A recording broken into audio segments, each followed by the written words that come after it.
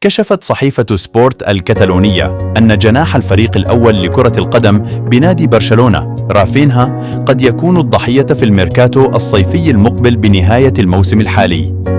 ويلعب رافينها مع برشلونة منذ موسمين تقريبا، لكن أهميته قد انخفضت بالنسبة للنادي الكتالوني بهذا الموسم، وهناك الكثير من الشائعات حول مستقبله. ويمتلك البرازيلي الدولي عقدا مع برشلونة حتى 30 يونيو 2027، لكنه لم يظهر أيضا سوى في 992 دقيقة، ورغم ذلك سجل 4 أهداف وصنع 7 أخرى.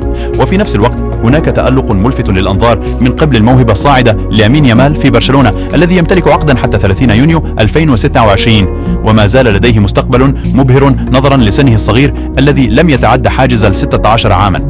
لعب يامال تقريبا ضعف عدد دقائق رافينها مع برشلونة، حيث وصل إلى 1563 دقيقة وسجل 3 أهداف وصنع 5، ولكن يرى النادي أن اللاعب يمكن الاعتماد عليه في المستقبل، ولذلك يفكر برشلونة أن يستمع للعروض المقدمة من قبل الأندية الإنجليزية وعلى رأسها تشيلسي لضم رافينها، والذي كان مستعدا لدفع 60 مليون يورو في الصيف الماضي.